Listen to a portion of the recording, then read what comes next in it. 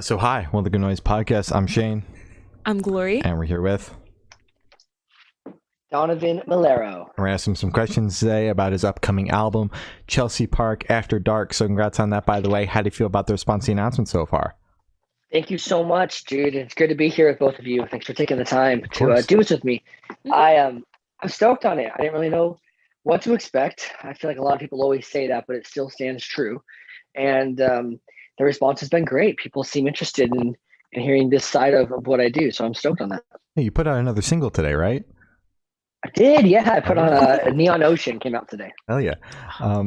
Now, for context for the people listening, we started this last night and we're picking it up today. So I told you last night, listen to the album. I listened to it again on my drive home from work because it's just that fucking good. I love this album so much. Yeah, it's amazing. Yeah. Remarkable. Thank you so much. That's awesome. Of course. So is there any meaning behind the album title or cover art? So the title, Chelsea Park After Dark, Chelsea it's sort of a play on words. There's an area that I spent a good amount of time in near Chelsea in London. And so it has to do with that area. There's and with the album art, there's a piece taken from there that is just one of the landmarks of the area. And the color scheme feels very England as well. To me, it's very fall feeling, fall flowing.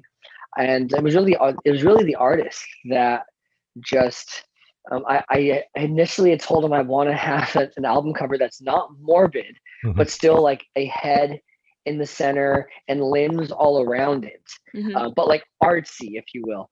And he didn't end up doing the severed body parts idea. He went with just my face turned to the side.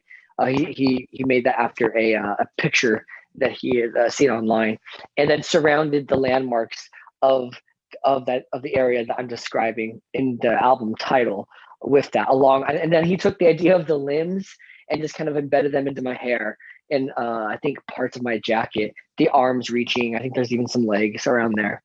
I think he knocked it out of the park, and it feels like the music, and it's got a solemn touch to it as well.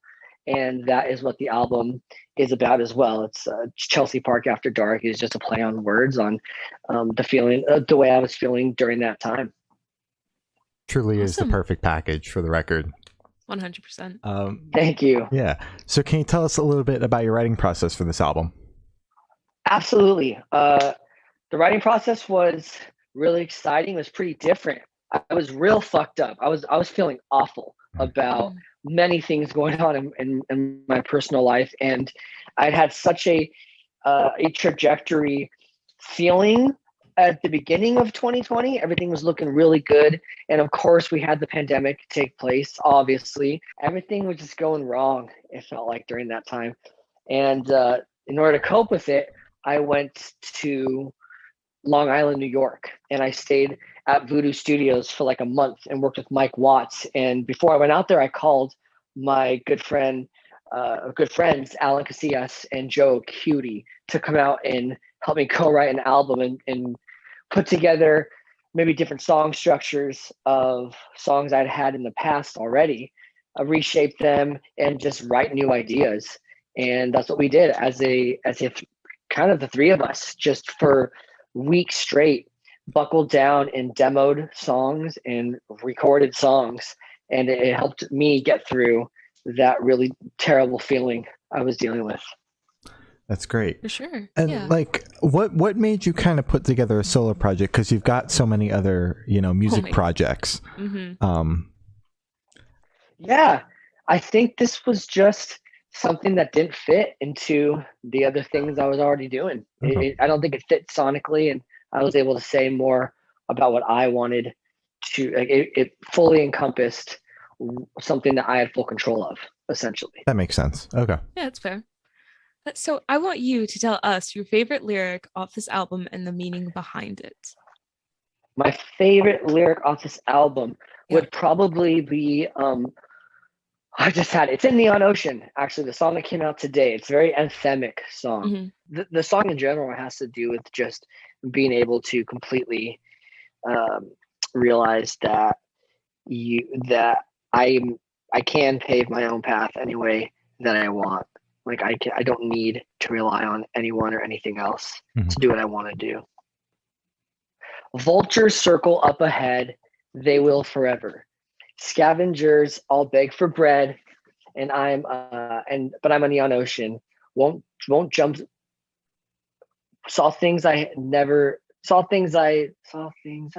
would have if I hadn't been there. Won't jump on heads around me just to look taller.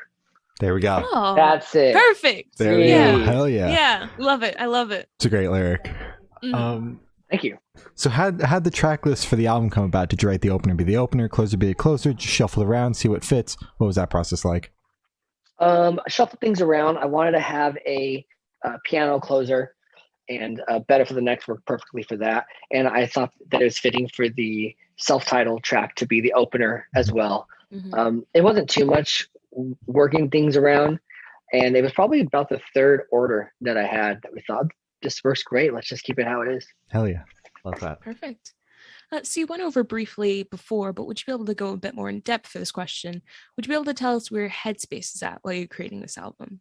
Yeah, I was really in a bad spot. I was feeling terrible. There was a lot of things that were collapsing in the professional life, personal life, and the last thing that just made me completely crash was the loss of a long distance relationship. And I flew overseas to try to put something back together that just didn't work anymore. I was only there for 3 days. Flew right back into Boston to spend time with family.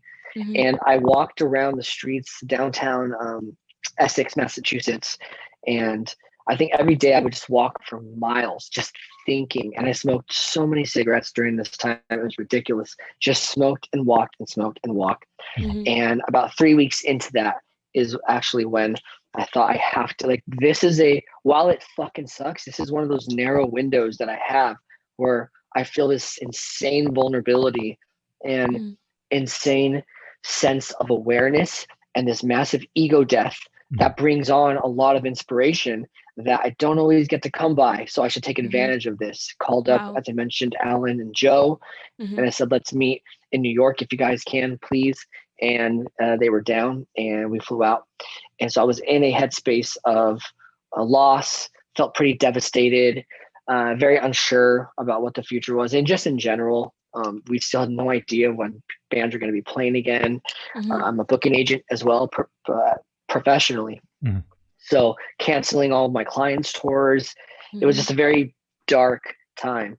But it was around the same time that I was digging and looking for something that would help me, that would guide me through what was next. And I actually discovered a lot of this law of attraction shit and really the idea of manifesting. And I sound like a Pinterest meme right now. No, you're fine. You're fine. But to get back to what you were saying, it was a very dark period, a very vulnerable period. But I'm glad I had the Noah thought, at least, to see that this was a window I could take advantage of to record something that I'd wanted to do for a while, but I actually just didn't have the time. Fair enough. Yeah. Then I did have the time. Yeah. And like, as fucked up as it is, it's like those really dark periods are like the best time too, right? And like create some of the best work too. So I'm glad it happened. I'm glad all of it, and regardless of the terrible repercussions of the pandemic, of course I'm not glad that happened, but I'm glad I went through and had to experience what I did during that time, because it actually opened up a completely train of thought and perspective change moving forward. And the album as well, it brought across this album that I'm really, really proud of. It's interesting to talk about because it's been almost a year and a half ago these were even written and tracked. So my headspace is very different now. I'm in a much better state of mind, but it's cool to still be able to listen back to these, and sometimes it puts me back into that mindset I was in, which is good. I mean, at least to me, it's powerful. Yeah. So how do you recommend your fans to listen to this album for the first time? Should they do it in the car with friends in the dark with headphones on? Is it a workout album, party album? What do you personally recommend? I think with headphones on. And did you say in the dark? Yes. I like that. Yeah. All right. Turn off all the lights, put on headphones, and just definitely listen all the way through. because I think that has a little more of an impact. And I'm old school. I like listening to albums from front to back. I agree. Perfect. And how did you personally listen to the album for the first time? We got back the masters in sequential order. It was just this one long file, and it was meant to just proof to make sure everything flowed okay. Yeah. So, and I put it on my in my headphones in the dark. Oh, look at that! Look at that. It's perfect. It's perfect. So this one should be super, super quick. Off the top of your head, I want you to describe this album for new listeners in 3 words, no more, no less. Variety. Mm-hmm. Genuine. Okay, yeah. And dynamic. Love it. Very good. So in that same train of thought, is there a certain feeling or emotion you want your listeners to have while going through the album? Melancholy. Melancholy. Wow. Would you like to, no? You just want to leave it at that? One word, yeah. All right. All right, perfect. All right. So what is your favorite memory that you made while creating this album? I know you mentioned it was kind of a dark period, but I'd like you to share any bright rays of sunshine that kind of came through. I love my friends. And I love working at Voodoo Studios in Long Island. And so even during a time that I was feeling really not good about everything in general, hanging out with Alan and Joe and our friend Ken Mundo was also there. And so if listeners may know, Alan Casillas is he's the producer. He drums for Hail the Sun as well on tour. He even does some recording with us. He has his own band Vis and a solo endeavor called Ace. That's Alan. And when I refer to Joe O'Cutie, Joe is also a producer, a songwriter, and a composer. We met him when he played keys in a band called the Venetia Fair back in the day, and he's currently the bassist of Ice Nine Kills, and my roommate. So hanging out with these guys was so fucking awesome. And Ken Mundo, as I mentioned, he was there just documenting things and hanging out. That was my favorite part of it. Not really one particular moment. Hanging out with them and Mike Watts and Frank over at Voodoo Studios. Mike Watts is the producer, a producer and an engineer. He owns Voodoo Studios. It's just amazing compound out in Long Island, the very tip of Long Island. It's gorgeous. I go there a lot.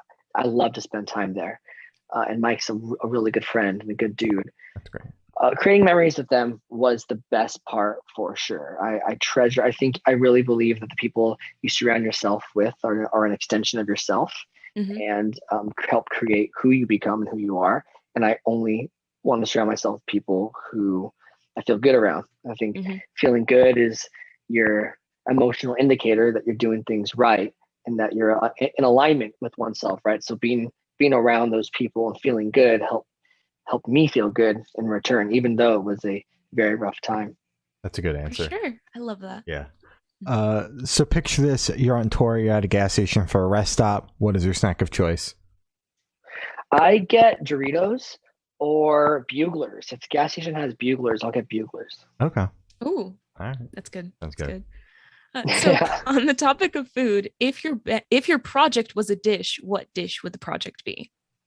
Cheese. Oh, I was gonna say cheese ravioli, but that's only because I really like cheese ravioli. This would be. It is your project. Exactly. Yeah. That's a great. But cheese ravioli is really good, and this is gonna. It makes you feel good, and I want this to leave a little more of a hopelessness / hopeful. Okay. All right. Feeling. Okay. A feeling of melancholy, if you will. So maybe. No, let's just go with cheese ravioli. Okay. Cheese ravioli with mozzarella on top. Sounds like you're craving cheese ravioli. Are you gonna get some after this? Sounds really good. Yeah, I think I will tonight for dinner. I actually definitely will. Hell yeah. Okay, good. Love that. So for the last couple questions, we're going to shift completely away from music and go straight to death row. Boom. So if you're on death row, what would your last meal be with a drink? I would get a cheese pizza with a side of macaroni and cheese and a Coca-Cola, along with a Buckler non-alcoholic beer. Ooh. Sounds good. That sounds perfect. Yeah. So if you could live in one fictional world for a week, where would you live? One fictional world for a week. Mm-hmm. I would live in the Avatar world. Last Airbender or Pandora? The one from like 15 years ago that came out. The blue people? Yeah. Yeah. That's Pandora. Yeah, I love that. Okay. That's good. Yeah, Pandora. That's the one. Yeah, where you can like connect with like every creature and everything with your hair. I love that. Yeah, that was super cool. That'd be pretty cool. All right. Yeah. So I've now of asking the last question, and every single person we've spoken to have said that it is the most important question. Okay. What's your favorite color? My favorite color? Yes. Mm-hmm. Red. Red? Specific shade of red? Or Mm-hmm. It's just always been red. Yeah, red or maroon. I really like that color. Sounds good. It's a good pick. Yeah. So as I said, that's all the questions we have today. Is there anything that you would like to plug? Of course, the new album, Chelsea Park After Dark, is coming out. When will the podcast air? In a couple weeks, right around the time of the release. Oh, awesome. So Chelsea Park After Dark, I've got a solo tour coming up as well, the Chelsea Park After Dark tour, which is April 30th to May 20th. I'm taking out my good friends Limbo and Mundo on that tour. Mundo was the one who took pictures and documented in the studio. Mm-hmm. And around that time as well, Hail the Sun has some shows coming up with the Fall of Troy, a music festival, So What Music Fest in Texas at that time. We'll do some shows around that with Fall of Troy as well. And everything else I think that I would plug hasn't quite materialized yet. But the solo album is the big one. If you're listening to this, and I would love for you all to check out Chelsea Park After Dark. I put a lot of time and effort and energy into making it. And while it's not the exact same representation of how I feel today, it's a good story of that chapter of my life for sure. Oh yeah. Oh. All right. Well, thank you. For now, that's been Donovan Melero, and we have been the Good Noise Podcast.